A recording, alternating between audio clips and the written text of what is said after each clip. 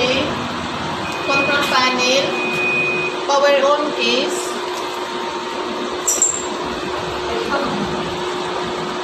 Image case. Ito po yung image case ng iMac. Negative inverse image. Ito po yung negative. Spotting din wires against. Yung mga wirings po na maliliit, yung na ano niya, nadidetect. Kahit maliliit na wirings. Ito organic. Organic image. Nagko-concentrate siya ng traits that are organic. Lahat na organic nakikita po. Ito naman in material. Organic, inorganic material. Ito naman black and white. Outlines, object, and display. Yung naka-display po dyan. Ano naman, black and white. Ito naman super enhancement. Object have super, yung mga texture ng super enhancement. Ito po, variable.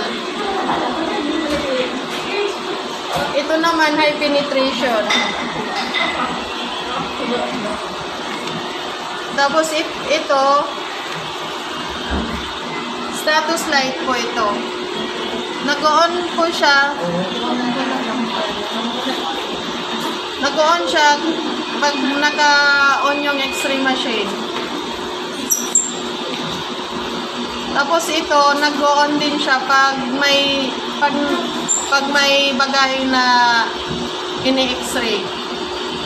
Ito naman functional case. Ito po yung functional case. Mark button ito. Nadidetect po niya yung sa loob ng bag. Agad kung ano yung mga suspicious sa loob ng bag. Nadidetect po niya agad.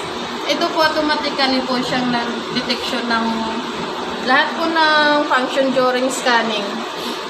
Ito naman is save image.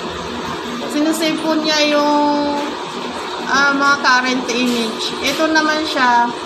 Ito yung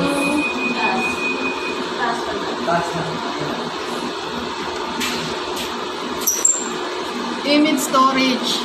Ito naman yung image storage niya.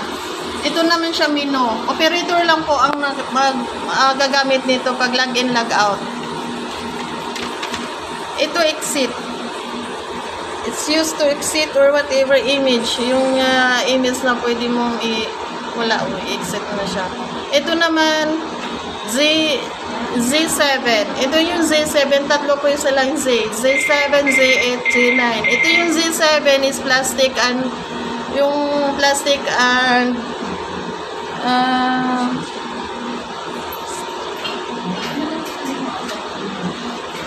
plastic and waters po.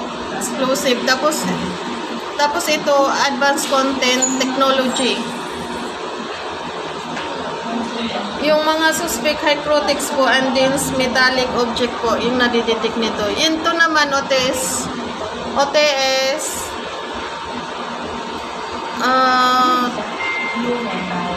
technology system.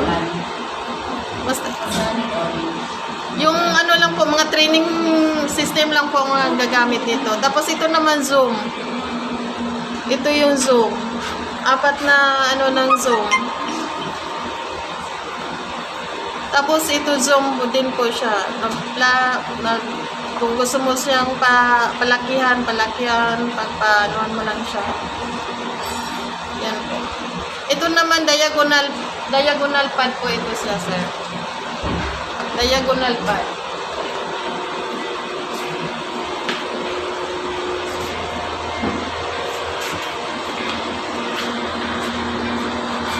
Ano naman po yung priority buttons? P1, ina-accept niya yung entries. P2, kina-cancel niya yung entries. P3, asking for help. Ito naman po, conveyor control. Pag pinindot niyo po ito, under yung reverse post stop, ito naman po isa is forward button. Ito naman pong dalawa, review button. So, pag pinindot niyo, magre-review siya, left and right lang po. Then, Ito pong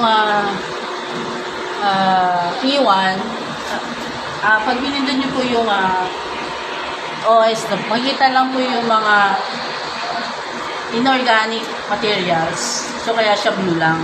Pag pinindot nyo naman po itong P3, makikita nyo lang po yung organic materials. Yung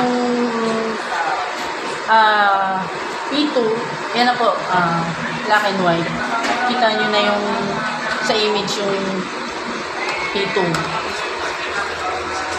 Yun na po yung uses and functions ng Hyman X-ray.